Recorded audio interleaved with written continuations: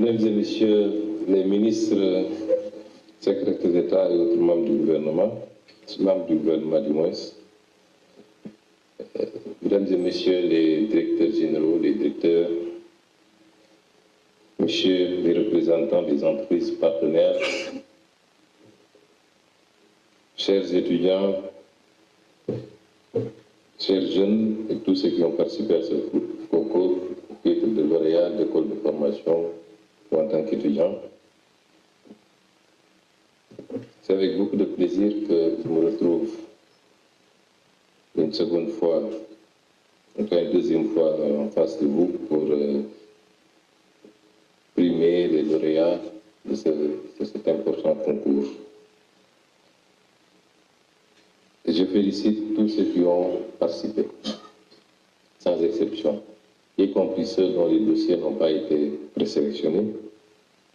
Ils ont le mérite d'avoir essayé, d'avoir conçu, d'avoir innové. Et ils méritaient tous d'être ici avec nous aujourd'hui. Et ce n'est pas parce qu'ils sont là qu'ils sont moins méritants. Les concours sont sélectifs et il y a toujours une dose de subjectivité dans les sélections. J'ai réquisitionné le chèque de la lauréate, le premier prix, parce que il se trouve que c'est ma nièce. Elle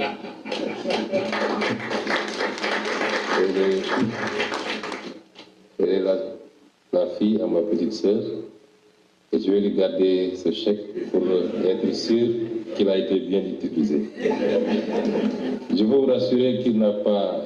J'ai découvert sa participation au concours lorsque je suis venu à Diamniadio.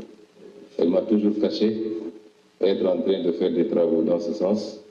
Ça a été une agréable surprise. C'est quand j'ai quitté le concours, parce que je n'avais pas assisté à la fin, qu'on m'a appelé pour dire qu'elle a remporté finalement le premier prix.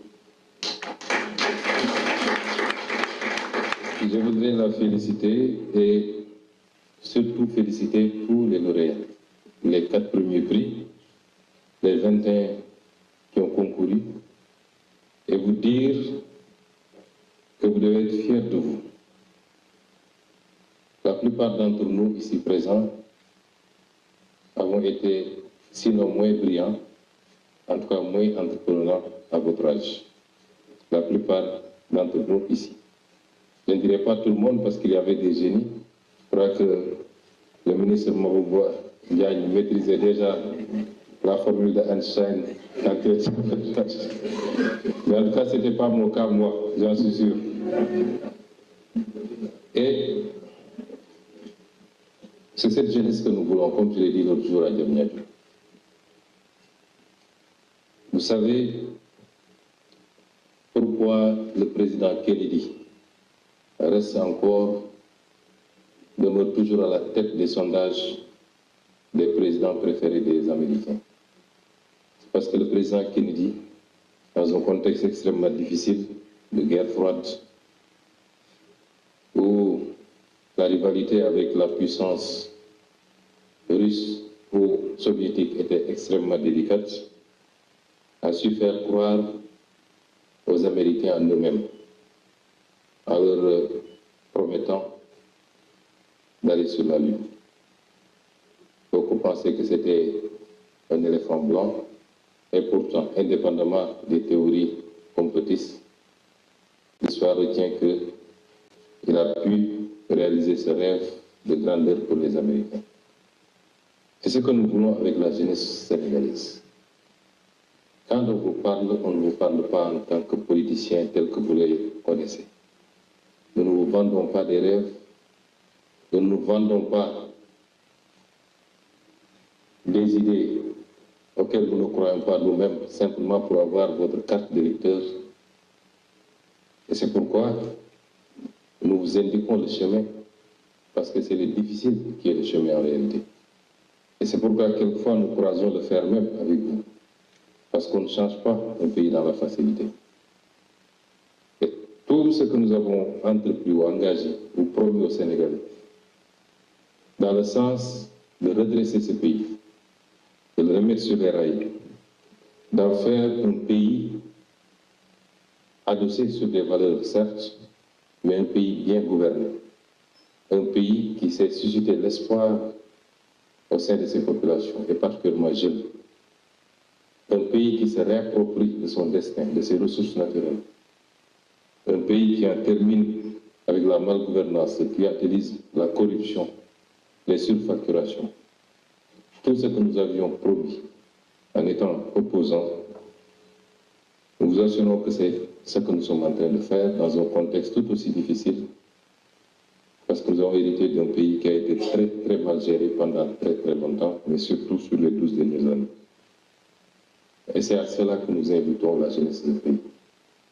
Et nous voulons que vous croyiez en vous, comme Kennedy a pu faire croire aux Américains en eux-mêmes. Et ce que nous sommes en train de faire participe de cela. Je l'ai dit l'autre jour à Diamniadio, c'est cette jeunesse que nous voulons. Une jeunesse qui invente, qui crée, qui anticipe, qui n'attend pas tout de l'État. Parce que jusqu'au moment où vous avez conçu ou progressé dans vos idées, vous n'aviez pas attendu l'État et vous n'avez rien reçu pratiquement de l'État. C'est cette jeunesse que nous voulons. Nous voulons que les Sénégalais croient en notre capacité à dépasser même sur certains aspects. En matière scientifique ou d'innovation, on parle de leapfrogging. Vous pouvez leapfrogger, vous pouvez sauter des étapes. Et c'est ce que nous attendons.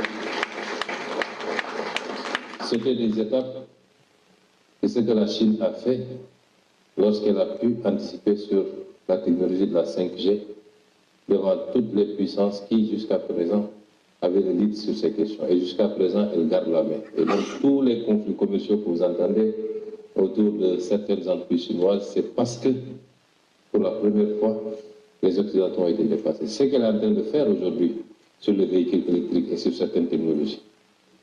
Ce qu'on a su faire ici, parce que quand on parle de l'utilisation des moyens mobiles, des moyens électroniques pour faire des paiements, le paiement mobile par exemple, les transferts d'argent, je crois que ça a commencé ici, en Afrique. Nous avons pu leapfrogger et aujourd'hui, c'est devenu une technologie mondiale. Et c'est cela que nous attendons. Et vous devez être convaincus que vous avez la capacité de le faire. La science n'appartient à personne. Certes, il y a disparité dans les moyens. On ne va pas vous comparer à ceux qui sont à la Silicon Valley et qui disposent de tous les moyens imaginables. Mais je pense qu'avec la ressource, la matière grise et le minimum d'accompagnement que nous allons faire et que nos partenaires vont faire à côté de nous, à défaut de pouvoir être sur ces standards mondiaux tout de suite et maintenant, le Sénégal doit ambitionner de se positionner comme leader en Afrique. Et ce serait déjà un grand pas.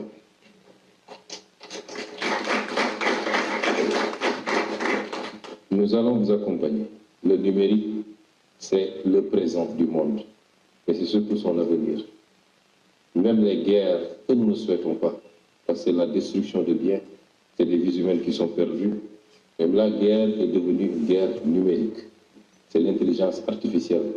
Et vous avez vu tout le débat qu'il y a eu entre le gouvernement américain et certaines entreprises d'intelligence artificielle qui ont refusé de livrer leur technologie pour participer à la guerre en Iran.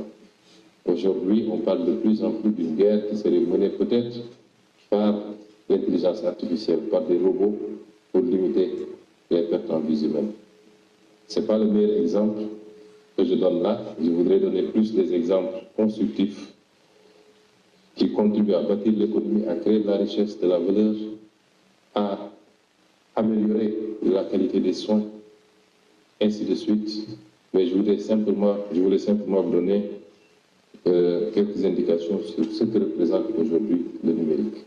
Et c'est pourquoi le Sénégal, si le Sénégal, et c'est valable pour n'importe quel pays, tout pays qui négligerait ce secteur, qui ignorerait sa jeunesse numérisée, est un pays qui est voué aux gémonies dans le classement des nations.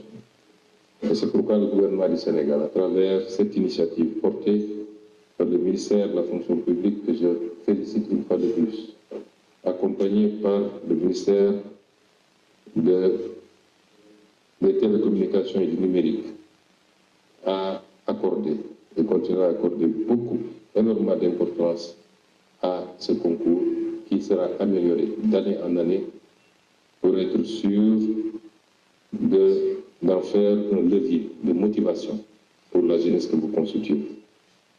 Évidemment, et je suis ravi de voir qu'on ne se limitera pas. J'ai posé la question dernièrement à Diamniadio de savoir qu'étaient devenus les lauréats de l'année passée. Et j'ai été ravi de voir que certains ont maintenant leur entreprise, emploient même d'autres jeunes et sont dans le marché de l'emploi et de la production. Il est important, messieurs les ministres, et au-delà de vous, parce que cette affaire n'est pas l'affaire seulement du ministère de la fonction publique et du ministère des télécommunications. Et c'est pourquoi vous voyez beaucoup de ministres ici présents. Et chacun des ministres membres du gouvernement recevra l'instruction d'accompagner les jeunes, et particulièrement ceux qui innovent dans les secteurs qui sont les leurs, de les accompagner dans le financement, dans l'encadrement, dans la mise à disposition des moyens. Cet effort combiné avec l'effort de nos partenaires, je voudrais encore une fois ici remercier et féliciter. Certains ont mis à disposition beaucoup de moyens, beaucoup de matériel, d'autres des moyens financiers, certains des laboratoires même. Je les félicite, les encourage et les exhorte à rester à nos côtés pour accompagner ces braves jeunes à représenter l'avenir de ce pays, à faire ce que nous n'avons pas pu faire peut-être, ou à le faire mieux que nous l'avons fait jusqu'à présent. Et donc le coaching est important. Je superviserai moi-même le suivi et le respect de ce délai de 3 mois. Que nous n'avons pas fixé, mais le présentateur a dit qu'il aime les défis. Nous allons le trouver sur son terrain et aider ces jeunes en ces 3 mois-là à maturer ces projets, à en faire des projets concrets, applicables sur le terrain, et peut-être chacun de ces ministres fera ce qu'il a à faire pour intégrer ces projets-là dans leur domaine. Je voudrais enfin annoncer, comme nous l'avions fait l'année dernière, que la primature accompagnera, en dehors de ce qui a été déjà fait, l'ensemble des candidats, tous ceux qui ont concouru, les 21 je veux dire, et chacun recevra de la primature un accompagnement dont je ne prononcerai pas le montant. Ici, l'année dernière, j'avais fait l'erreur de prononcer le montant sans consulter les services techniques, mais le DAGE, je crois, est déjà là. Mais chacun des 21 projets sera accompagné financièrement par la primature, comme on l'avait fait l'année dernière. Je voudrais en fait me réjouir de constater, comme l'année dernière d'ailleurs, la forte présence, pour ne pas dire la prééminence des jeunes filles dans ce concours. C'est devenu quasiment une répétition. On est habitué maintenant à ça, aux cérémonies des concours généraux de manière générale, on a plus de filles que de garçons. Dans le Goverton, on le remarque également, c'est très encourageant pour le pays, pour l'équité que nous souhaitons, pour le relèvement du niveau de participation de cette catégorie sociétale extrêmement importante dans l'effort de construction de ce pays. Et à travers les filles lauréates de cette année, je voudrais encourager, exhorter toutes les filles à se concentrer, particulièrement à cet âge, davantage et beaucoup plus à leurs études, leur formation, ou quel que soit le domaine dans lequel elles évoluent, à se concentrer davantage à cela, parce qu'elles sont une bonne partie de l'avenir du pays. Et je vais même pouvoir dire qu'elles sont au minimum 51% de l'avenir de ce pays. Je vous remercie.